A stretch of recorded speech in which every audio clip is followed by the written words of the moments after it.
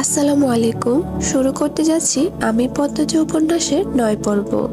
হেমলতার তীক্ষ্ণ দৃষ্টি তীরের ফলার মতো পদ্মজার গায়ে বিচ্ছে। সে কাপা সুরে জানিয়ে দিল শুটিং দলের একজন এসেছিল। হেমলতার ঠোঁট দুটো খেপে উঠল প্রচন্ড আক্রোশে। পদ্মজা সবাইকে চেনে না, তাই তিনি পূর্ণাকে প্রশ্ন করেন, পূর্ণা, কে এসেছিল? পূর্ণা ২ সেকেন্ড ভাবলো, এরপর নতমুখে বলল, কালো দেখতে যে মেলন। পদ্মজা আর চোখে পূর্ণার দিকে তাকালো। তার ভয় হচ্ছে, মা যদি এখন বলে মিলন তো তার সামনেই ছিল, তখন কি হবে? পূর্ণা মিথ্যা বলল কেন? সত্য বললেই পারতো। হেমলতা বিশ্বাস করছেন নাকি করেননি দৃষ্টি দেখে বোঝা গেল না। পূর্ণা মাথা নত করে অপরাধীদের মতো দাঁড়িয়ে রইল। হেমলতা বারান্দা অব্দি এসে আবার ঘুরে তাকালেন। মনটা খসখস করছে, মনে হচ্ছে ঘাবলা আছে, নাকি তার সন্দেহ মনের ভুল ভাবনা, কে জানে। রাতে পদ্মজা খেতে চাইল না। বিকেলের ঘটে যাওয়া ঘটনা তাকে ঘুরে রেখেছে। চিঠিটা পড়তে বিন্দু মাত্র ইচ্ছে হচ্ছে না, তবুও কেমন কেমন যেন অনুভূতি হচ্ছে, অচেনা অজানা অনুভূতি। পদ্মজার হাবভাব হেমলতার বিচক্ষণ দৃষ্টি অগোচরে পড়ল না। তিনি ঠিকই খেয়াল করেছেন, কিন্তু মেয়েরা স্বয়ং আল্লাহকে ছাড়া অন্য সবার থেকে কথা লুকানোর ক্ষমতা নিয়ে যে জন্মায় তা তো অস্বীকার করা যায় না। যেমন তিনি এই ক্ষমতা ভালো করেই রপ্ত করতে পেরেছেন। পদ্মজাকে জোর করে খাইয়ে দিলেন, কিন্তু কোনো প্রশ্ন করলেন না। রাতের মধ্যভাগে মোরশেদ হেমলতাকে জড়িয়ে ধরতে চাইল। হেমলতা এক ঝটকায় সরিয়ে দিলেন। চাপা সুরে ক্রোধ নিয়ে বললেন, তোমার বাসন্তীর কি হয়েছে? সে কি তোমাকে ত্যাগ করেছে? সেদিন ফিরে এলে কেন? মোরশেদ চমকালেন, অপ্রস্তুত হয়ে উঠলেন। হেমলতা বাসন্তীকে চিনল কি করে? এই নাম তার গোপন অধ্যায়। অবশ্য হেমলতার মতো মহিলা না জানলেও বোধহয় বেমানান লাগত। মোরশেদ বিব্রত কণ্ঠে বললেন, হ্যাঁ, আমারে কি ত্যাগ করব? আমি হ্যারে সাইরা দিছি। হেমলতা বাঁকা হাসলেন। অন্ধকারে তার নজরে এলো না মোরশেদের। ২০ বছরের সংসার এমন আচমকা ভেঙে গেল যে। হেমলতার কণ্ঠে ঠাট্টা স্পষ্ট। চাপা দীর্ঘশ্বাসটা গোপনেই রয়ে গেল। মোরশেদের শরীরের পশম দাঁড়িয়ে গেল। এই খবর হেমলতা জানে? এত কিছু কি করে? হেমলতার চোখের কোণে জল চিকচিক করে উঠল। তিনি চাদর গায়ে দিয়ে চলে যান বারান্দায়। রাতে বেশ ঠান্ডা পড়ে। মোরশেদের কোনো কৈফিয়ত তিনি শুনতে চান না, তাই বারান্দার রুমে এসে বসেন। কতদিন পর রাতের আধারে বারান্দার রুমে তিনি। বিয়ের ১ বছর পরই জানতে পারেন মোরশেদ তাকে বিয়ে করার ৬ মাস আগে বাসন্তী নামের এক অপরূপ সুন্দরী মেয়েকে বিয়ে করেছে। স্বামীর ঘর ছাড়া আর পথ ছিল না বলে এত বড় সত্য হজম করে নিতে হয়। বাসন্তীর মা বারোনারী, আর একজন বারোনারীর মেয়েকে সমাজ কিছুতেই মানবে না। মোরশেদের বাবা মিয়াফর মোড়ল টাকার বিনিময়ে দেহ বিলিয়ে দেওয়া একজন বারোনারীর মেয়েকে ছেলের বউ হিসেবে মানতে আপত্তি করেন। ততদিনে মোরশেদ বিয়ে করে নিয়েছে। সেই খবর মিয়াফর মোড়ল পেলেন না। তিনি মোরশেদের মন ফেরাতে শিক্ষিত এবং ঠান্ডা স্বভাবের হেমলতাকে বেছে নিলেন। কুরবান হলো হেমলতার। তখন কলেজে ওঠার ৭ মাস চলছিল। এরপর পড়াটাও আর এগুলো না। জীবনের মোড় করুণ রূপে পাল্টে গেল। পরদিন সকাল সকাল স্কুলে রওনা হলো তারা। পূর্ণা পথে চিঠিটা পড়ার পরিকল্পনা করছিল। পদ্মজা হতে দিল না। শেয়ানা ২টা মেয়ের হাতে কেউ চিঠি দেখে ফেললে ইজ্জত যাবে। পূর্ণা পদ্মজার প্রতি বিরক্ত বোধ করলো। চিঠিটা তার কাছে। পথে নতুন করে পরিকল্পনা করলো সে ক্লাসে বইয়ের চিপায় রেখে চিঠি পড়বে। তাও হলো না। পরপর ২ দিন কেটে গেল। সুযোগ পেলেও পদ্মজা পড়তে দিতে চাইতো না। সারাক্ষণ হাতে যান নিয়ে যেন থাকে। এই বুঝি মা এলো। ২ দিন পর মোক্ষম সুযোগ পেল। হেমলতা বাপের বাড়ি গিয়েছেন প্রান্ত এবং প্রেমাকে নিয়ে। যদিও কয়েক মিনিটের পথ, দ্রুতই ফিরবেন। পদ্মজার চেয়ে পূর্ণা আগ্রহ বেশি। সে চিঠি খোলার অপেক্ষায় ছিল। আজ খুলতে গিয়ে মনে হলো যার চিঠি তার খোলা উচিত এবং আগে তার পড়া উচিত। তাই পদ্মজার দিকে চিঠি বাড়িয়ে দিল। পদ্মজার চিঠি খুলতে দেরি করছিল বলে পূর্ণা তাড়া দিল, এই আপা, খোল না, লজ্জা পাচ্ছ কেন? চিঠি এটা, কারো গায়ের কাপড় খুলতে বলছি না। পদ্মজা চমকে তাকালো, যেন পূর্ণা কাউকে খুন করার কথা বলেছে। পদ্মজা বলল, কি সব কথা পূর্ণা? আচ্ছা মাপ চাই, আর বলবো না। পদ্মজা ভাঁজ করা সাদা কাগজটা মেলে ধরলো চোখের সামনে। প্রথমেই বড় করে লেখা, প্রিয় পদ্ম ফুল। পূর্ণা পাশে এসে বসলো, দুজনের মনোযোগ চিঠিতে। আমি ভেবে উঠতে পারছি না কিভাবে কি বলবো। আজ চলে যাব ভাবতেই বুকে তোলপাড় চলছে। তার কারণ তুমি। যেদিন তোমাকে প্রথম দেখি থমকে গিয়েছিল, নিঃশ্বাস কণ্ঠনালী। এতটুকু মিথ্যে বলিনি। সেদিন শুটিংয়ের সংলাপ তো বলতে গিয়ে ভুল করেছি বারবার। না চাইতো বারবার চোখ ছুটে যাচ্ছিল লাহারি ঘরের দিকে। বুকে থাকা হৃৎপিণ্ডটা শিরশিরে অনুভূতি শুরু হয় সেই প্রথম দেখা থেকেই। প্রতিটা ক্ষণ গুনেছি তোমাকে দ্বিতীয়বার দেখার আশায়। দ্বিতীয়বার দেখা পাই যখন বেগুন নিতে আসো। সেদিন কথা বলার লোভ সামলাতে পারিনি। টমেটোর অজুহাতে শ্রবণ করি পদ্ম ফুলের কণ্ঠ। মনে হচ্ছিল এমন ঋণ ঋণে গলার সুর আর শুনিনি। রাতের ঘুম আড়ি করে বসে। তোমার প্রতিনিয়ত দেখার একমাত্র পন্থা তোমার স্কুল। সবার অগোচরে কতবার তোমার পিছু নিয়েছি। তুমি বোকা, ধরতেই পারোনি একবারও। সুন্দরীরা বোকা হয়, আবার প্রমাণ হলো। তাই রাগ করবে না বোকা বলেছি বলে। জানতে পারি তোমার মায়ের ইচ্ছা তুমি অনেক পড়বে। অনেক উঁচু বংশ থেকে বিয়ের প্রস্তাব এসেছে, তাও তিনি ফিরিয়ে দিয়েছেন। সেখানে আমি অতি সামান্য। তবুও সাহস করে তোমার বাবার কাছে বিয়ের প্রস্তাব দিই। পদ্ম ফুলটাকে যে আমার চাই, তিনি রাজি হননি। নায়কের সাথে আত্মীয়তা করবেন না, আর বললেন তোমার অনেক পড়া বাকি, তোমার মা কিছুতেই রাজি হবেন না। আহত মনে 2 পা পিছিয়ে আসি। ভেবেছি তোমার কলেজ পড়া শেষ হলে পরিবার নিয়ে বিয়ের প্রস্তাব নিয়ে আসব। তোমার মা সম্পর্কে যা জেনেছি বুঝেছি, তাতে এতটুকু বিশ্বাস আছে, তিনি নায়ক বলে আমাকে এড়াবেন না। তিনি বিচক্ষণ মস্তিষ্কের মানুষ। আমি তোমায় ভালোবাসি পদ্মফুল। ইতি লিখন শাহ। পদ্মজার মিশ্র অনুভূতি হচ্ছে। পূর্ণা হাসছে, ব্রু উঁচিয়ে পদ্মজাকে বলল, আপারে লিখন ভাইয়ার সাথে তোমাকে যা মানাবে। কি সুন্দর করে লিখেছে। পদ্মজা লজ্জায় চোখ তুলতে পারছেন না। পূর্ণা বলল, একদম বিয়ের প্রস্তাব দিয়ে দিয়েছে আল্লাহ। আপা তুমি কিন্তু বিয়ে করলে লিখন ভাইয়াকেই করবে, আর কিছু বলিস না। পদ্মজা মিনমিনিয়ে গলায় বলল। পূর্ণা শুনল না, সে অনবরত কথা বলেই যাচ্ছে। আমার ভাবতেই কি যে খুশি লাগছে আপা। নায়ক লিখন শাহ আমার বোনের প্রেমে হাবুডুবু করছে। একদিন বিয়ে হবে। চুপ কর না। এই আপা, লিখন ভাইয়াকে ফেরত চিঠি দেবে না? পদ্মজা চোখ বড় করে তাকালো, অবাক সুরে বলল, কিভাবে? ঠিকানা কই পাবো? আর আম্মা জানলে? না না। পূর্ণা আর কিছু বলতে পারল না। হেমলতার উপস্থিতি টের পেয়ে চুপ হয়ে গেল।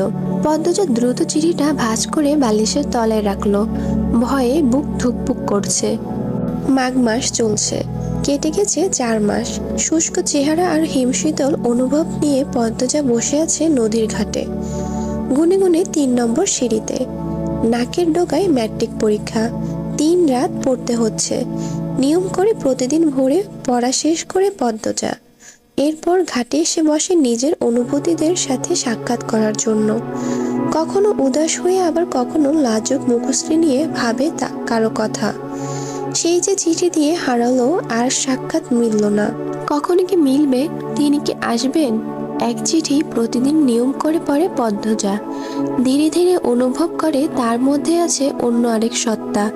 যে সত্তা প্রতিটি মেয়ের অন্তঃস্থলে গভীরে জেঁকে বসে থাকে ভালোবাসা অনুভূতি নিয়ে। পূর্ণা আসলো শীতের চাদর মুড়ি দিয়ে। 2 দিন আগে তার 8ম শ্রেণীর চূড়ান্ত পরীক্ষা শেষ হয়েছে। হিমেল হাওয়ার হাড় কাঁপানো শীতে পূর্ণা থেমে থেমে কাঁপছে। আপা? পদ্মজা তাকালো, মৃদু হেসে বলল, কি? পরপরই আবার উৎকণ্ঠা নিয়ে বলল, আম্মা আবার অসুস্থ হয়ে পড়েছে। পূর্ণা পদ্মজার পাশ ঘেঁষে বলল, না, আম্মার কিছু হয় নাই। পদ্মজা হাঁপ ছেড়ে বলল, আম্মা সারাদিন সেলাইয়ের কাজ করে, একদিকে তাকিয়ে থাকে, এক জায়গায় বসে থাকে। এই জন্যই শরীরে এত অশান্তি, দুর্বল হয়ে পড়েছে। আব্বারে বলিস আমারে নিয়ে সদরে যেতে। আমার কথা তো আব্বা শুনবেন না।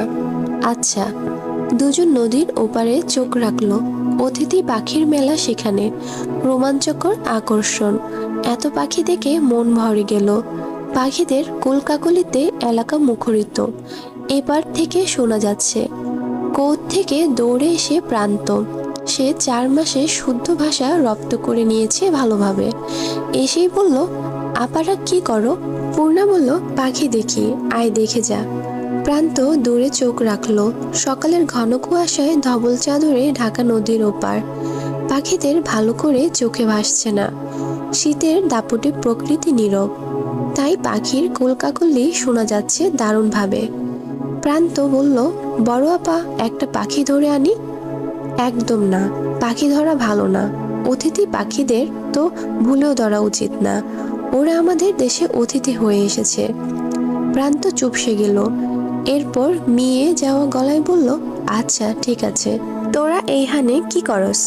মোর্শেদের কণ্ঠস্বর শুনে 3 জন ফিরে তাকালো। প্রান্ত হাসি মুখে ছুটে এসে বলল, আব্বা, আমি আজ তোমার সাথে মাছ ধরতে যাব। মোর্শেদ প্রান্তকে কোলে তুলে নেন। এরপর বললেন, তোর মায় আমার লগে কাইজ্জা করব, আম্মারে আমি বলবো। আচ্ছা যা। পদ্মজার চোখ দুটি জলজল করে উঠল। মোর্শেদ গত 2 মাস ধরে প্রান্তকে চোখে হারাচ্ছেন। ছেলে নাই বলে হয়তো। প্রতিটা বাবা মায়ের একটা ছেলের আশা থাকে। হেমলতা পরপর 3টা মেয়ের জন্ম দিলেন।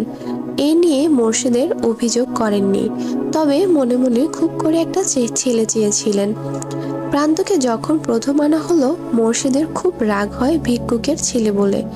সময়ের সাথে সাথে প্রান্তকে চোখের সামনে ঝাঁপাতে লাফাতে দেখে ছেলের জন্য রাখা মনের শূন্য স্থান নাড়া দিয়ে উঠল। মোর্শেদ 2 হাত বাড়িয়ে দেন অনাথ ছেলেটির দিকে। এখন দেখে আর বোঝার উপায় নেই মোর্শেদ আর প্রান্তের মধ্যে রক্তের কোনো সম্পর্ক নেই। মোর্শেদ কাঠখোট্টা গলায় 2 মেয়েকে বললেন, সদরে যাইয়াম, 2টার লাইগা চাদর আনতাম না সুইডার। পদ্মজা কথাটা শুনে চমকালো। অনাকাঙ্ক্ষিত কিছু পেলে মানুষ কিছুক্ষণের জন্য স্তব্ধ হয়ে যায়। পদ্মজার অবস্থাও তাই হলো। খুশিটা প্রকাশ করার মতো পথ খুঁজে পাচ্ছে না। স্নায়ু কোষ থমকে গেছে। শীতের তাণ্ডবে প্রকৃতি বিবর্ণ, অথচ তার মনে হচ্ছে বসন্তকাল চলছে। ঢোক গিলে ঝটপট উত্তর দিল, আব্বা, তোমার যা পছন্দ তাই এনো আমার জন্য। খুশিতে পদ্মজার গলা কাঁপছে। মোর্শেদ অনুভব করলেন সেই কাঁপা গলা। গত সপ্তাহ রমিজের মেয়ে এক ছেলের সাথে রাত কাটাতে গিয়ে ধরা পড়ে। অলন্দপুরে সে কি তুল কালাম তাণ্ডব। ছেলেটাকে ন্যাড়া করে জুতার মালা পরিয়ে চক্কর দেওয়ানো হয়েছে পুরো অলন্দপুর। আর মেয়ের পরিবারকে সমাজ থেকে আলাদা করে দেওয়া হয়েছে। পদ্মজা এত সুন্দর হওয়া সত্ত্বেও আজও কোনো চারিত্রিক দোষ কেউ দিতে পারেনি। মেয়েটার দ্বারা কোনো অনৈতিক কাজ হয়নি। তার ঘরে যেন সত্যি একটা পদ্ম ফুলের বাস। মোর্শেদ পদ্মজাকে নিয়ে দোটানায় ভোগেন। খারাপ ব্যবহারটা আগের মতো আসে না। তিনি দ্রুত জায়গা ত্যাগ করেন। দিন সকাল সকাল কলস ভরে খেজুরের মিষ্টি রস নিয়ে আসেন মোর্শেদ।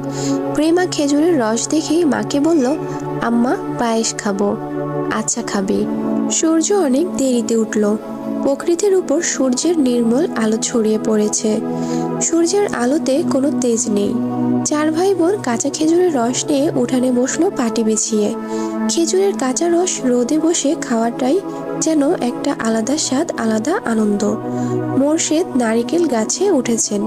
পায়েসের জন্য নারিকেল অপরিহার্য উপকরণ।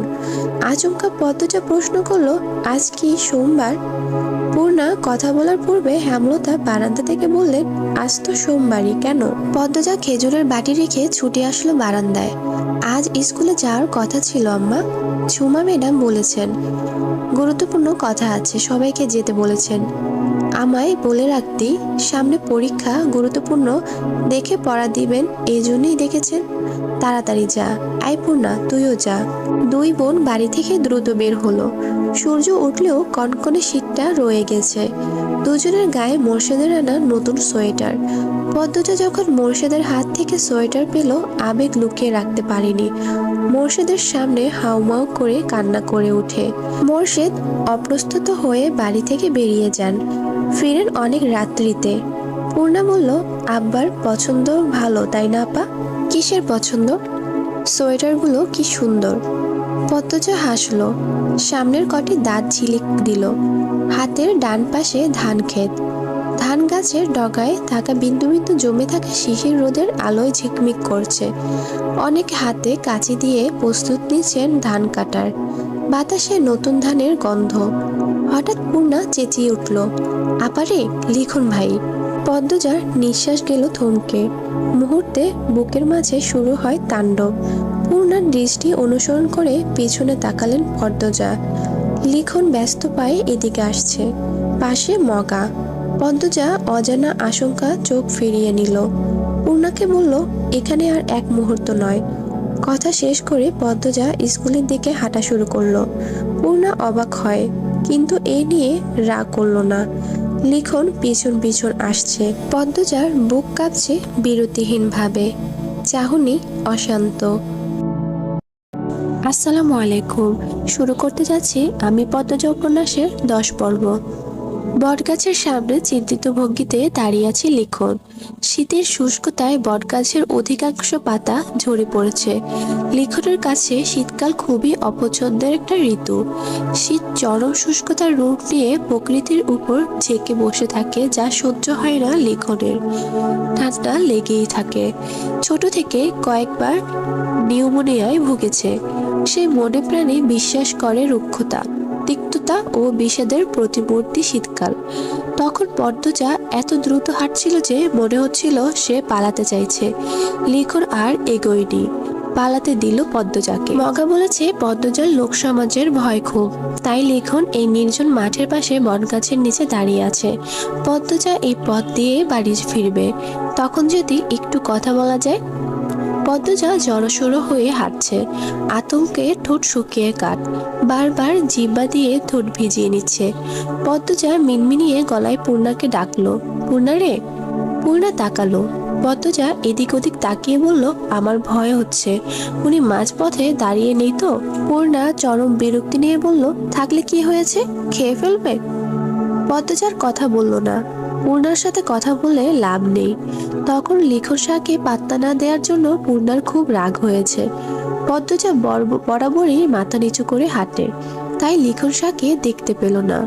পূর্ণা দূর থেকে দেখতে পেল, কিন্তু এইবার আর আগের থেকে বলল না পদ্মজাকে। সে উত্তেজিত হয়ে পড়ে, ভাবে লিখন শাহ যখন আপার সামনে এসে দাঁড়াবে কি যে হবে। লিখন পদ্মজার দূরত্ব মাত্র কয়েক হাত। তখন পদ্মজা আবিষ্কার করলো লিখনের উপস্থিতি। ওনার ঘোমটা চোখ অব্দি টেনে নেয় দ্রুত। ভয়ে লজ্জায় সর্বাঙ্গে কাপড় ধরে। লিখনের পাশ কাটার সময় পুরুষালী একটি কণ্ঠ ডেকে উঠল, পদ্ম। পদ্মজা দাঁড়াতে চায়নি, তবুও কেন জানি দাঁড়িয়ে গেল। লিখন 2 পা এগিয়ে আসলো। পূর্ণা ঠোঁট টিপে সেই দৃশ্য গিলছে। লিখন উসখুস করছে, কথা গুলিয়ে ফেলেছে। পদ্মজা লিখনকে পিছনে ফেলে সামনে এগিয়ে গেল।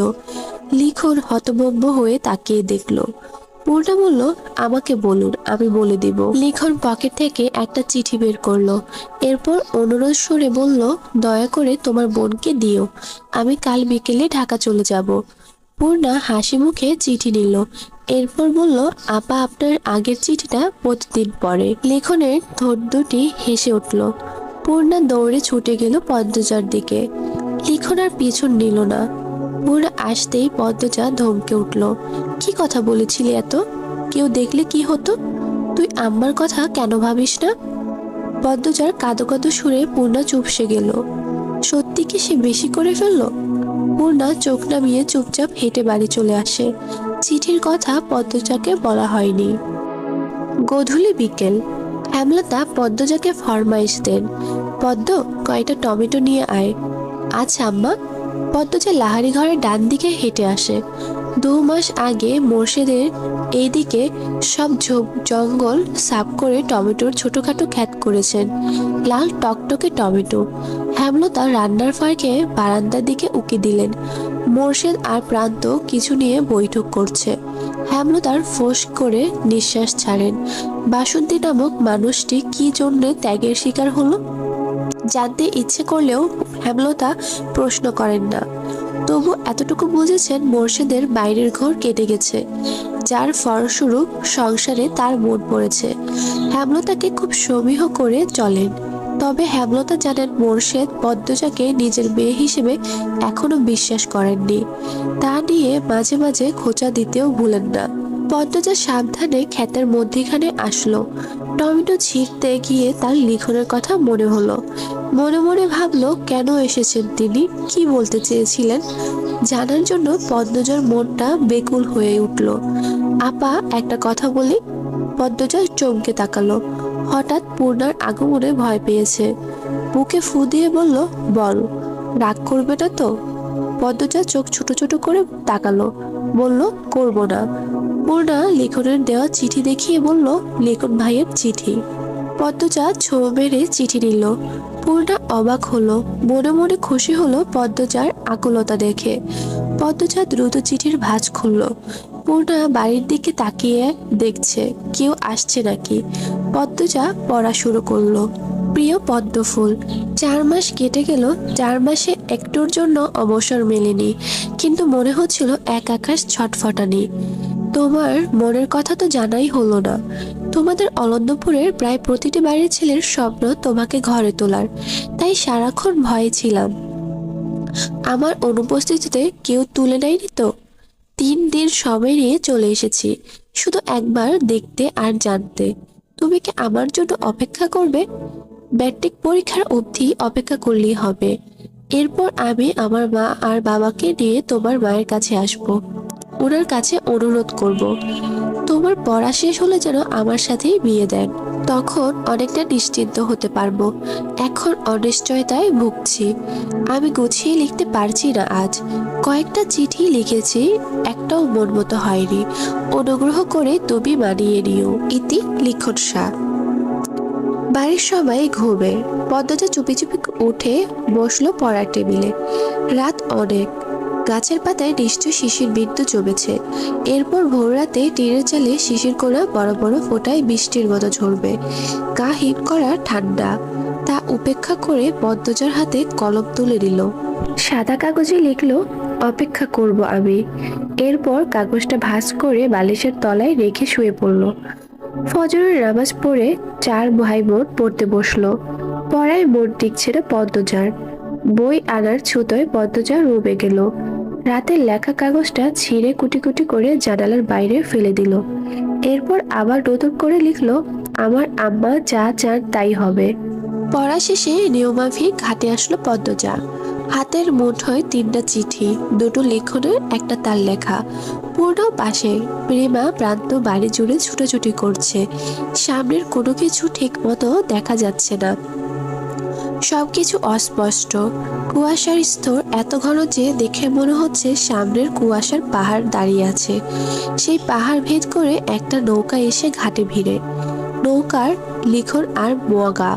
আকস্মিক ঘটনায় পদ্মজা উঠল চমকে। পালানোর মতো শক্তিটুকু পায়নি। লিখন মায়াভরা কণ্ঠে পদ্মজার উদ্দেশ্যে বলল, আমি বাধ্য হয়ে এসেছি, আজ বিকেলে চলে যাব। মগা বলল, প্রতিদিন সকালে ঘাটে নাকি তুমি বসো, তাই এসেছি। পদ্মজা মনে মনে সূরা ইউনূস পড়ছে। ভয়ে বুক দূর দূর করছে। মা দেখে ফেললে কি হবে, বা অন্য কেউ। একটু সাহস জোগাতেই নিজের লেখা চিঠি সিঁড়িতে রেখে পদ্মজা ছুটে গেল বাড়িতে। পূর্ণা বড় বড় চোখে শুধু দেখলো। লিখো নৌকা থেকে নেমে চিঠিটা হাতে তুলে নিল। ভাঁজ খুলে একটা লাইট পেল শুধু। লিখনের মুখে বিষাদের ছায়া নেমে আসে। পূর্ণার কৌতূহল হলো চিঠিতে কি আছে জানার জন্য, তবে তা প্রকাশ করলো না। শুধু বলল, আপা আপনার কথা প্রতিদিন ভাবে। 1996 সাল। পদ্মজা থেমে থেমে কাঁপছে। হাঁটুর উপর মুখ লুকিয়ে রেখেছে। তুষার কালো চাদর তার গায়ে টেনে দিল। পদ্মজা চোখ তুলে তাকালো। বিষাদ ভরা কণ্ঠে বলল, সেদিন আমার লেখা প্রথম চিঠিটা কুটি কুটি কেন করেছি জানি না। ইচ্ছে হয়েছিল তাই করেছি। তবে জানেন, আমি একদম ঠিক করেছিলাম। সেদিন যদি আমি কথা দিয়ে দিতাম, আমার কথা ভঙ্গ হতো। পদ্মজা হাসলো। তুষার এক দৃষ্টিতে তাকিয়ে রইল পদ্মজার দিকে। এরপর বলল, লিখনের সাথে আর দেখা হয়নি? পদ্মজা হাতের কাটা অংশে ফু দিয়ে বলল, হয়েছিল। তাহলে কথা ভঙ্গ হতো কেন বললেন? পদ্মজা তুষারের দিকে তাকালো। এরপর আবার হাঁটুতে মুখ লুকালো। 1 মিনিট, 2 মিনিট, 3 মিনিট করে করে 10 মিনিট কেটে গেল। পদ্মজার সাড়া নেই। তুষার ডাকলো, পদ্মজা, শুনতে পাচ্ছেন? পাচ্ছি। আপনার কি কষ্ট হচ্ছে? হচ্ছে। মুখ তুলে তাকান। পদ্মজা ছলছল চোখে তাকালো। তুষার উদ্বিগ্ন হয়ে বলল, কি সমস্যা হচ্ছে? তুষারের প্রশ্ন অগ্রাহ্য করে পদ্মজা ভেজা কণ্ঠে বলল, আমার আম্মা আমার সাথে কেন বিশ্বাসঘাতকতা করলো? তুষার চমকালো। হেমলতার নামে মানুষটার সম্পর্কে যা জানলো তাতে তার নামের সাথে বিশ্বাসঘাতকতা শব্দটা যায় না। পরপরই নিজেকে সামলে নিল। এমন কেস শত শত আছে, ভালো মানুষের খারাপ রূপ। তুষার সাবধানে প্রশ্ন করলো, কি করেছেন তিনি? পদ্মজা উত্তর দিল না। ফ্লোরে শুয়ে পড়ল, চোখ বুজলো। তুষার গোপনে দীর্ঘশ্বাস ছাড়ল। পদ্মজা এখন আর কিছু বলবে না। সে ক্লান্ত। অতীত হাতড়াতে গিয়ে মনের অসুস্থতা বেড়ে গিয়েছে তার। তুষার পদ্মজার মুখের দিকে তাকালো। আঁচল সরে গেছে বুক থেকে। চাদরের অংশ ফ্লোরে পড়ে আছে। তুষার চাদরটা টেনে দিতে গিয়ে আবিষ্কার করলো পদ্মজার গলায় কালো খয়েরি মিশ্রর কয়েকটা দাগ, গলা টিপে ধরার দাগ। তুষার হুঙ্কার ছাড়লো, ফাহিমা। ফাহিমা কাছে ছিল, ছুটে চলে আসলো। তুষার বলল, আপনি আসামের গলা টিপে ধরেছেন? ফাহিমা চট করে বলল, না স্যার, প্রথম থেকে গলার দাগগুলো দেখেছি, প্রশ্ন করেছি, মেয়েটা উত্তর দিল না। তুষার কপাল ভাঁজ করে ফেলল। হাজারটা প্রশ্ন মাথা ভনভন করছে, মস্তিষ্ক শূন্য প্রায়। পদ্মজা যতটুকু বলেছে তার পরবর্তী 7 বছরের কি হয়েছিল না জানা অব্দি শান্তি মিলবে না। মাথা কাজ না করলে তুষার সিগারেট টানে, তাই বেরিয়ে গেল। আসসালামু আলাইকুম। শুরু করতে যাচ্ছি আমি পদ্মজা উপন্যাসের 11 পর্ব। বাড়ির গিটের মতো কোমরে ওড়না আঁচল গুঁজে রান্নাবান্না করছেন পদ্মজা। হেমলতার কোমরে ব্যথা, তিনি রাঁধতে চাইলেও পদ্মজা রাঁধতে দিলেন না। পরিষদও বললেন, বেদনা লইয়া রান্ধা লাগবো না, তোমার মাইয়া যখন রাঁধতে পারে তে হেই রান্ধুক। শেষ অবধি হেমলতার হার মানলেন। পদ্মজা মাটির চুলায় মুরগির মাংস রান্না করছে। খড়ি বা লাকড়ির হিসেবে আছে বাঁশের মুড়ো। আগুনের শিখার রং নীলচে। শীতের মাঝে রান্না করার শান্তি আলাদা। মুরগির মাংস রান্না হচ্ছে, আজ এতেই বিস্কিট খাওয়ানো হবে।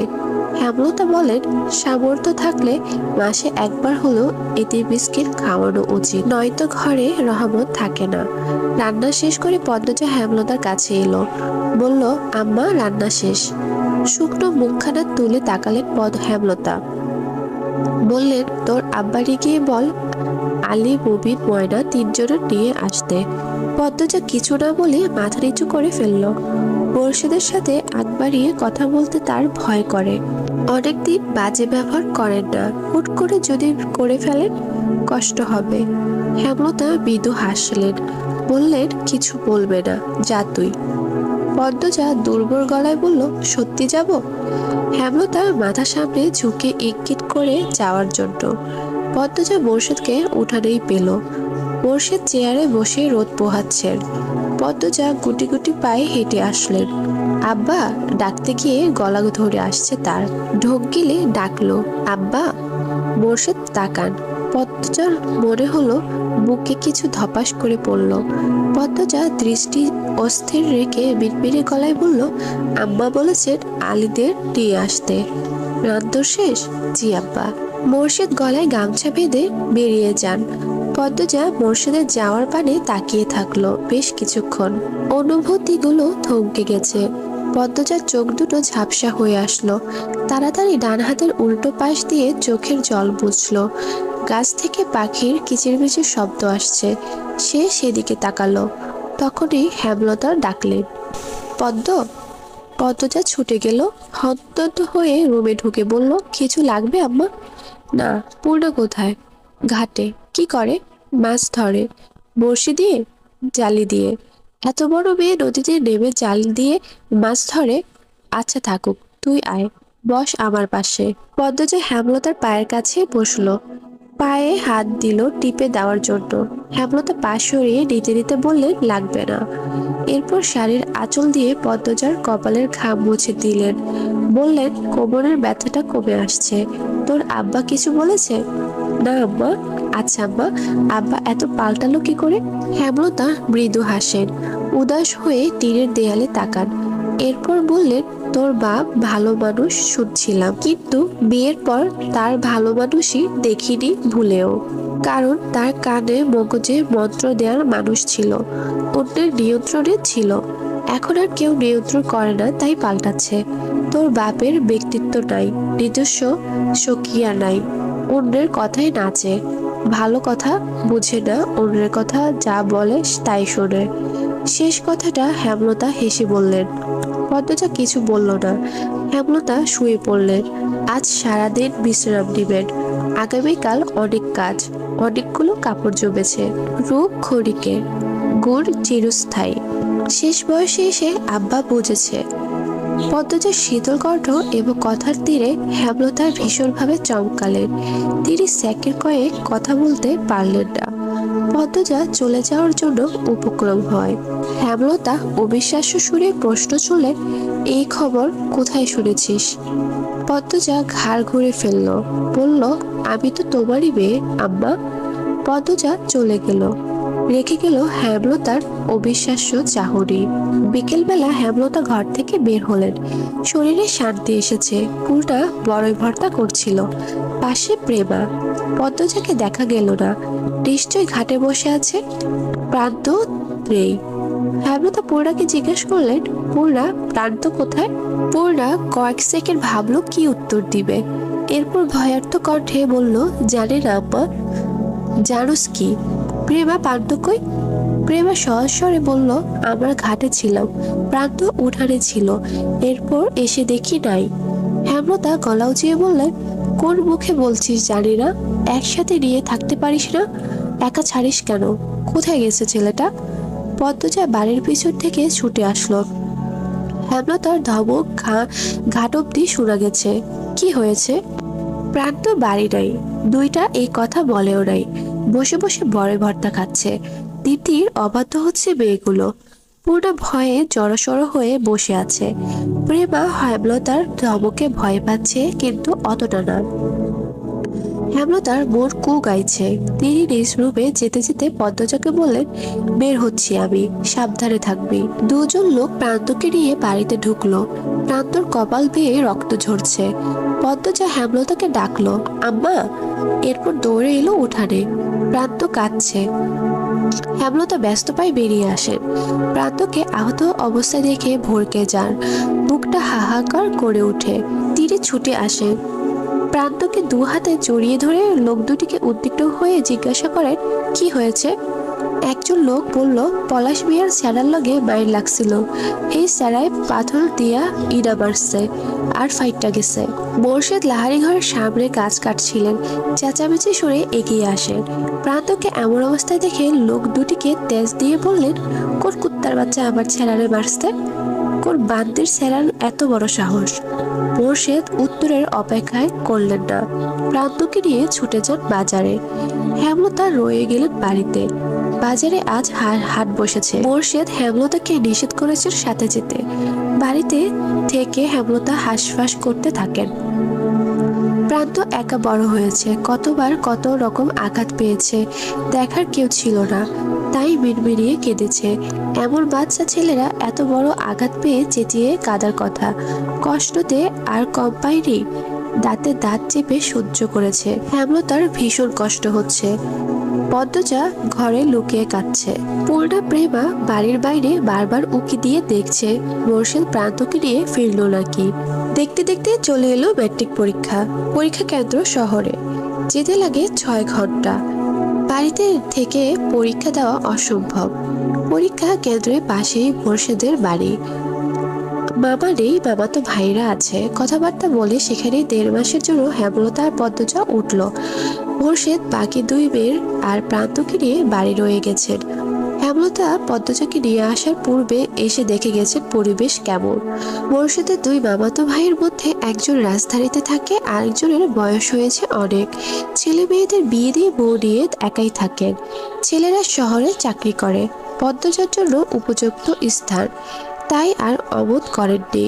মোর্শেদে যে ভাইটি বাড়িতে আছেন তার নাম আকবর হোসেন, 60 বয়সের একজন মানুষ। তবে আকবর হোসেনের স্ত্রী জয়নব বয়স খুব কম, হেমলতার বয়সী। হেমলতা আকবর হোসেনকে ভাইজান বলে সম্বোধন করলেন। দালান বাড়ি, বেশিরভাগ সময় বিদ্যুৎ থাকে, ফলে পদ্মজার মন দিয়ে পড়তে পারছে, পরীক্ষাও ভালো করে দিচ্ছে। হেমলতা আকবর হোসেনের দৃষ্টি অনুসরণ করেছেন। শীতল প্রকৃতির লোক, তিনি নিশ্চিন্তে বিশ্বাসী লোক। রাতের খাবার আকবর হোসেনের সাথেই খেতে হয়।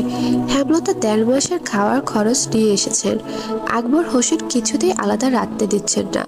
এভাবে অন্যের বোঝা হয়ে থাকতে হেমলতার আত্মসম্মানে লাগে। তিনি কথায় কথায় জানতে পারেন আকবর হোসেন এবং জয়নবের নকশিকাঁথা খুব পছন্দ, তাই তিনি নকশিকাঁথা সেলাই করেছেন। যতক্ষণ পদ্মজা পরীক্ষা দেয় ততক্ষণ হেমলতা কেন্দ্রের বাইরে কোথাও বসে বা দাঁড়িয়ে অপেক্ষা করেন। রাতের খাবার আকবর হোসেনের সাথেই খেতে হয়। হেমলতা 1.5 মাসের খাওয়ার খরচ নিয়ে এসেছেন। আকবর হোসেন কিছুতেই আলাদা রাখতে দিচ্ছেন না। এভাবে অন্যের বোঝা হয়ে থাকতে হেমলতার আত্মসম্মানে লাগে। তিনি কথায় কথায় জানতে পারেন আকবর হোসেন এবং জয়নব নকশিকাঁথা খুব পছন্দ করেন, তাই তিনি নকশিকাঁথা সেলাই করছেন। যতক্ষণ পদ্মজা পরীক্ষা দেয় ততক্ষণ হেমলতা কেন্দ্রের বাইরে কোথাও বসে বা দাঁড়িয়ে অপেক্ষা করেন। অনেক রাত অবধি পদ্মজা পড়ে। আজ অনেকক্ষণ ধরে সে কি যেন ভাবছে। হেমলতা ব্যাপারটা খেয়াল করেন। পদ্মজার পাশে বসে জিজ্ঞাসা করেন, পদ্ম, কি ভাবছিস? পদ্মজা এক নজর হেমলতাকে দেখে চোখ ফিরিয়ে নিল। হেমলতা তাকিয়ে আছে জানার জন্য। পদ্মজা দ্বিধা নিয়ে বলল, রাগ করবে না তো? হেমলতা পদ্মজাকে পরোক্ষ করে নিলেন। এরপর বললেন, কি জানতে চাস? পদ্মজা এদিক ওদিক চোখ বুলায়, কিভাবে শুরু করবে বুঝে উঠতে পারছে না। 2 মিনিট পর নীরবতা ভেঙে বলল, দুপুর থেকে আমার খুব জানতে ইচ্ছে হচ্ছে হানিফ মামাকে কে মারলো। তোমার সাথে মামার কি কথা হয়েছিল? হানিফ মামাকে মানে তুমি তো অন্য কারণে গিয়েছিলে, কিন্তু ফিরে এলে, খুনও হলো। আমি সবসময় এটা ভাবি, কখনো উত্তর পাই না। মনে মনে অনেক যুক্তি সাজাই, কিন্তু যুক্তিগুলো মিলে না, খাপছাড়া এলোমেলো। কাল পরীক্ষা আর আজ এসব ভেবে সময় নষ্ট করছিস? হেমলতার কণ্ঠ স্বাভাবিক, তবুও পদ্মজা ভয় পেয়ে গেল। তবে কিঞ্চিত আশা মনে উকি দিচ্ছে। আসসালামু আলাইকুম। শুরু করতে যাচ্ছি আমি পদ্মজা উপন্যাসের 12তম পর্ব। চারিদিকে একেবারে নিস্তব্ধ। দূর থেকে একটা আওয়াজ ভেসে এলো, সঙ্গে হুইসেলের শব্দ। গভীর রাতে ট্রেন ছুটে চলেছে গন্তব্যের দিকে। আরেকটা আওয়াজও আসছে, কাছে কোথাও ন্যানি কুকুরের দল ঘেউ ঘেউ করছে। পদ্মজা ইংরেজি বইয়ের দিকে চোখ রেখে মিনমিনে সুরে বলল, পরীক্ষা তো কাল দিন পর। হেমলতা খোলা চুল মুঠোয় নিয়ে হাত খোপা করেন। এরপর বলেন, কাল আর কাল দিন পর একই হলো। পদ্মজা চুপ হয়ে গেল। এমন ভান হলো যেন খুব মনোযোগ দিয়ে পড়েছে। হেমলতার চোখ ছোট করে পদ্মজাকে দেখছেন। মেয়েটা পড়ার মনোযোগ দেওয়ার আপ্রাণ চেষ্টা করছে, কিন্তু সফল হতে পারছে না। বারবার নিচের ঠোঁট দাঁত দিয়ে টিপছে। পদ্ম, ছাদে যাবি? হেমলতার এর প্রস্তাবে পদ্মজা একটু অবাক হলো। নাকের পাতা হয়ে গেল লাল। এতে নাক লাল হওয়ার কি আছে জানা নেই। পদ্মজা কিঞ্চিত হা হয়ে তাকিয়ে রইল। হেমলতা আবার বললেন, যাবি? পদ্মজা টেবিল থেকে প্রফুল্লিত হয়ে ছুটে এলো, বলল, যাব। আকবর হোসেনের বাড়িটার নাম সিংহাসন কুঞ্জ। বাড়ির নাম এমনটা হওয়ার কারণ ছাদে না গেলে জানা সম্ভব নয়। মা মেয়ে সিঁড়ি বেয়ে ছাদের দিকে উঠছে। তাদের পায়ের শব্দ মোহময় ছন্দ তুলে হারিয়ে যাচ্ছে অন্ধকারে, অথবা মিলে যাচ্ছে চাঁদের আলোর সাথে একাকার হয়ে। ছাদের ঠিক মধ্যিখানে দাঁড়িয়ে আছে বিশাল সিংহাসন। তা দেখে পদ্মজার চক্ষু চরক গাছ। বিস্ময় নিয়ে প্রশ্ন করলো, আম্মা, এত বড় সিংহাসন কার?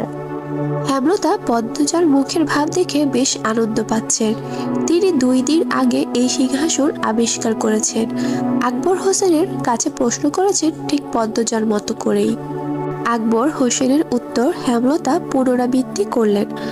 তোর আকবর কাকার আব্বু বিশ্ববিদ্যালয়ে অধ্যাপক ছিলেন, বাংলা সাহিত্যের। ওনার ইচ্ছে ছিল নিজের বাড়ির ছাদে একটা সিংহাসন করার। শেষ বয়সে এসে ইচ্ছে পূরণ করেন। দিন রাত নাকি রাজকীয় ভঙ্গিতে সিংহাসনে বসে থাকতেন। মৃত্যু হয় সিংহাসনের ঘুমানো অবস্থায়। পদ্মজা হা অবস্থায় স্থির হয়ে রইল। সে সিংহাসন খুঁটিয়ে খুঁটিয়ে দেখছে। ময়ূরের সিংহাসন। সিংহাসন যেন পেখম মেলে দাঁড়িয়ে আছে। ইট সিমেন্টের তৈরি সিংহাসন, অনেক বড় দেখতে, 5 ফুট দৈর্ঘ্যের বা আরো বেশি হবে। হেমলতা বলেন, মোগল সম্রাট শাহজাহানের সিংহাসনের মতো সিংহাসনের স্বপ্ন বোধহয় তিনি দেখতেন, অর্থের জন্য পারেননি। হেমলতার কথা পদ্মজা শুনল নাকি বোঝা গেল না। পদ্মজা অনুরোধ করে অন্য কথা বলল, আম্মা সিংহাসনে বসো তুমি। এক কথায় হেমলতা সিংহাসনে বসে। এরপর পদ্মজাকে ডাকেন পাশে এসে বসতে। পদ্মজা আসলো না। দূর থেকে বলল, মাঝে বসো আম্মা। কি শুরু করেছিস, বসো না। হেমলতা কপাল কুঁচকে সিংহাসনের মাঝে বসেন। পদ্মজা ঠোঁটে হাসি ফুটে আবারও হারিয়ে গেল। বলল, আরেকটু বাকি। কি বাকি? বাম পায়ের উপর ডান পা তুলে রানীদের মতো বসো। হেমলতা বিরক্তি নিয়ে উঠে পড়েন। পদ্মজাকে বলেন, পাগলের প্রলাপ শুরু করেছিস। পদ্মজা নাছোড়বান্দা হয়ে দৃঢ়ভাবে বলল, আম্মা বসো না, নইলে আমি কাঁদবো। পদ্মজার এমন কথা হেমলতা হাসবেন না রাখবেন ঠাউর করতে পারলেন না। রাতের সৌন্দর্য, রাতের মায়াবী রূপ প্রতিটা মানুষের ভিতর আহ্লাদ, ইচ্ছে, কষ্ট ঠেলে ঠুলে বের করে আনার ক্ষমতা বোধহয় নিজে আল্লাহ সাক্ষাৎ করে দিয়েছেন। তাই হেমলতা তার নিজের শক্ত খোলসের ফিরতে পারলেন না। পদ্মজার পাগলামো সুরে সুর মিলিয়ে তিনি সিংহাসন রাজকীয় ভঙ্গিতে বসেন। পদ্মজার কেমন কেমন অনুভূতি হয়, বুকের ভিতর ঝিঝির কাঁপন। এই তো তার কল্পনা রাজ্যের রাজরানী হেমলতা এবং তার কন্যা সে পদ্মজা। চোখের মণিকোঠায় ভেসে উঠল একটি অসাধারণ দৃশ্য। হেমলতার সর্বাঙ্গ হীরামণি মুক্তার অলঙ্কার। অসম্ভব সুন্দর শ্যামবর্ণের এই সাহসী নারীকে দেখতে কত শত দেশ থেকে মানুষ ভিড় জমিয়েছে। আর সে হেমলতার পাশে বসে আছে। চারিদিকে ঢাকঢোল পেটানো হচ্ছে। হাতির শাল থেকে হাতির হুঙ্কার আসছে। তারাও যেন খুশি এমন রানী পেয়ে। তোর পাগলামি শেষ হয়েছে? পদ্মজা জবাব দিল না। হেমলতার পাশে এসে বসলো। কোলে মাথা রেখে গুটিসুটি মেরে শুয়ে পড়ল। এরপর আক্ষেপের সুর করে বলল, আম্মা তুমি রানী আর আমি রাজকন্যা, কেন হলাম না? তাহলে সবাই আমাদের ভালোবাসতো, সম্মান করত, মুগ্ধ হয়ে দেখত। হেমলতার বুক চিরে দীর্ঘশ্বাস বেরিয়ে আসলো। সমাজ কেন তার প্রতিকূলে থাকলো? কেন পদ্মজা ছোট থেকে সমাজের কারোর মেয়ের সাথে মেশার অধিকার পেল না? তিনি বললেন, জন্ম যেভাবেই হোক, জীবন সফলতা না এনে মৃত্যুতে ঢলে পড়া ব্যক্তির ব্যর্থতা। তুই এমন জায়গায় যাওয়ার চেষ্টা কর যাতে মানুষ সম্মান করে, সম্মান করতে বাধ্য হয়, চোখ তুলে তাকাতেও যেন ভয় করে। যারা দুর্ছাই করেছে তাদের যেন বিবেকে বাঁধে। পারবো আমি? কেন পারবি না? পুরো জীবন তো দুঃখে অবহেলায় যায় না। তোমার জীবন থেকে এতগুলো বছর দুঃখে আর অবহেলায় তো গেছে আম্মা। হেমলতা কিছু বলতে পারলেন না। তিনি জীবনে কি পেয়েছেন উত্তরটা চট করে পেয়ে গেলেন।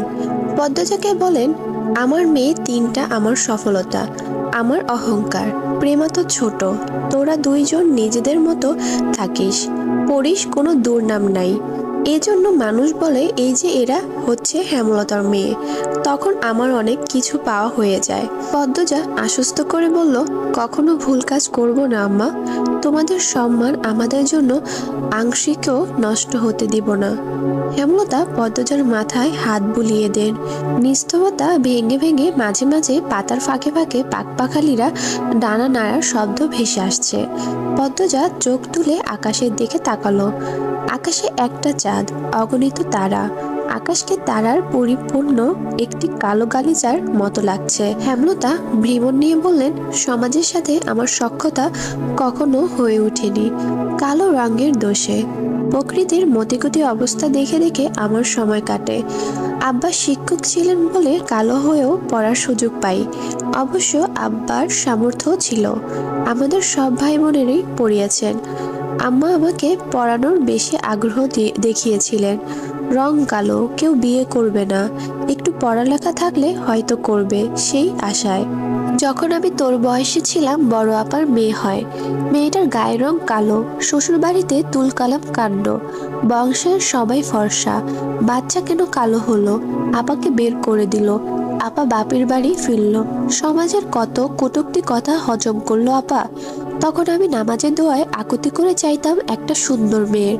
আমার বিয়ে হলে মেয়েটা যেন পরীর মতো সুন্দর হয়, আমার মতো অবহেলার পাত্রী যেন না হয়।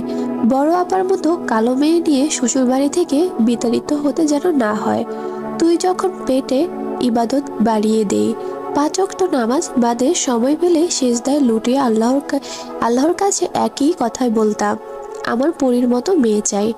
দোয়া কবুল হলো। তোর যেদিন জন্ম হয় সবাই অবাক হয়ে তাকিয়েছিল। আমি তো খুশিতে কেঁদেই দিয়েছিলাম।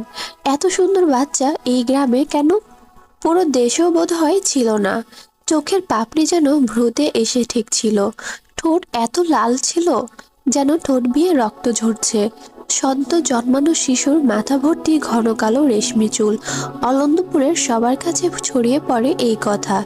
দল বেঁধে দেখতে আসে। 1 সপ্তাহ বেশ তোড়জোড় চলে। কি খুশি হয়েছিলাম আমি, সারাক্ষণ তোকে চুমুতাম। রাতেও ঘুমোতে ইচ্ছে করতো না, মনে হতো এই বুঝি আমার পরীর মতো মেয়ে চুরি হয়ে গেল। তোর আব্বা সারাক্ষণ খুশিতে বাকবাকম করতো। বাইরে থেকে এসে গোসল ছাড়া কোলে নিত না। যখন কোলে নিত বারবার আমাকে বলতো, ও লতা, সেরিটা মানুষ না শিমুল ফুল। হেমলতা থামেন, চোখ তার ছলছল। পদ্মজা বলল, তারপর? কেউ বা কারা ছড়িয়ে দিল তুই তোর বাপের মেয়ে না। যুক্তি দাঁড় করালো, বাপ মা কালো, মেয়ে এত সুন্দর কেন হবে? গ্রামের প্রায় সব মানুষ অশিক্ষিত, তাই বিবেচনা ছাড়াই বিশ্বাস করে নিল। হেমলতা চুপ হয়ে যান। পদ্মজা টের পেল হেমলতা কিছু একটা লুকিয়েছেন। শুধু গ্রামের মানুষ বললে এত বড় দাগ লেগে যায় না কপালে। অন্য কোনো কারণ আছে যা যুক্তি হিসেবে শক্ত ছিল। হেমলতা দম নিয়ে বললেন, একা হয়ে যাই। তোর বাপ সরে গেল, সমাজে সরে গেল, আতুর ঘরে সময় কাটাতে থাকি। তোকে দেখলেই মনে হতো আল্লাহ নিজের কোনো মূল্যবান সম্পদ আমাকে দেখে রাখতে দিয়েছেন। আমি অন্য আমি হয়ে যাই। খোলসটা পাল্টে যেতে থাকে। রাত জেগে স্বপ্ন সাজাই। তোর সাথে ফুল কুড়ানোর স্বপ্ন দেখি। ফুল গাছ লাগাই। যখন তোর 4 বছর হয় বাড়ি ভরে যায় ফুল গাছে। ছোট শাড়ি পরিয়ে প্রতিদিন মা মেয়ে মিলে ফুল তুলে মালা গেঁথেছি। নিশুতি রাতে পাকা ছাদে জ্যোৎস্না পোহানোর স্বপ্ন ছিল, আজ পূরণ হলো। আর 2টা ইচ্ছা বাকি। সাগর জলে মা মেয়ে পা ডুবিয়ে পুরো একটা বিকেল কাটাবো। আর শেষ বয়সে নাতি নাতনিদের নিয়ে তাদের মায়ের জীবনী বলবো। পদ্মজা 2 হাতে শক্ত করে জড়িয়ে ধরে হেমলতার কোমর। তিনি টের পান পদ্মজা ফোপাচ্ছেন। উদ্বিগ্ন হয়ে বললেন, পদ্ম, কাঁদছিস কেন? পদ্মজা বাচ্চাদের মতো কাঁদতে থাকলো। কাঁদতে কাঁদতে বলল, আমাকে কখনো একা থাকতে দিও না আম্মা। আমি তোমাকে ছাড়া থাকতে পারবো না। তোমার মতো কেউ হয় না, এই জন্য কাঁদতে হয়। আমি সবসময় তোর সাথে আছি। কান্না থামা। কি মেয়ে হয়েছে দেখো, কেমন করে কাঁদছে। পদ্ম, চুপ, আর না, মারবো এবার। পদ্ম। পদ্মজা থামে, কিন্তু ছটপটানি হচ্ছে ভিতরে। কেন এমন হচ্ছে জানে না, কিন্তু হচ্ছে। কান্না পাচ্ছে। আকাশ ভরা রাতের দিকে তাকিয়ে ভয় হচ্ছে। একটু আগেই সুন্দর লাগছিল এই আকাশ, আচমকা ভয়ঙ্কর মনে হচ্ছে। মায়ের কোল ছাড়তে ইচ্ছে হচ্ছে না। মনে হচ্ছে চারিদিকে অশরীরীদের ভিড়, তাদের কোলাহলে মস্তিষ্ক ফেটে যাচ্ছে। পদ্মজা মায়ের কোলে মুখ লুকালো। পদ্ম, ঘুমিয়ে পড়েছিস? না আম্মা। সেদিন মাঝরাত্রিতে ছুরি নিয়ে বের হয়েছিলাম। হানিফের ঘরটা আব্বা আম্মার ঘর থেকে দূর হওয়াতে সুবিধা ছিল। হানিফের ঘরের পাশে গিয়ে দেখি মদনও ঘরে। দুজনকে সামলানো সম্ভব নয় আমার পক্ষে, তাই অপেক্ষা করতে থাকি মদন কখন যাবে। এরপর আরেকজন লোক আসে। একটু দূরে সরে যাই, গোয়ালঘরের পিছনে। মিনিট কয়েক পর উকি দিয়ে দেখি দরজা লাগানো, সারা শব্দ নেই। সাবধানে দরজা ঠেলে ঘরে ঢুকে দেখি হানিফ নেই। তখন হয়তো আম্মা দেখেছে, তাই ভাবছে আমি খুন করেছি। নানু কেন এমন ভাবলো? হানিফ মামা তো তোমারই ভাই। হেমলতা তাৎক্ষণিক জবাব দিলেন না, সময় নিয়ে একটা গোপন সত্যি বললেন। আমি তোর নানুর ভাইকে খুন করেছি, তাই তিনি আমাকে ঘৃণা করেন, ভয় পান, সন্দেহ করেন। হেমলতার কণ্ঠ স্বাভাবিক। পদ্মজা চমকে উঠে বসলো। মুখখানা হা অবস্থায় স্থির হয়ে গেল হেমলতার দিকে। দৃষ্টি গেল থমকে। হেমলতা পদ্মজাকে সামলে নিয়ে সময় দেন। দূরের রাতের আকাশে চোখ রাখেন। পদ্মজা নিজেকে ধাতস্থ করে নিয়ে বলল, তিনি কি হানিফ মামার মতো ছিলেন? হেমলতা সম্মতিসূচক মাথা নাড়ান। সিঁড়িতে কারো পায়ের আওয়াজ। হেমলতা সাবধান হয়ে যান। পদ্মজাকে আড়াল করে দাঁড়ান। সেকেন্ড কয়েক পর একটা ছেলের দেখা মিলল, অচেনা মুখ। হেমলতা আগে কখনো দেখেননি। ছেলেটিও তাদের দেখে ভরকে গেল।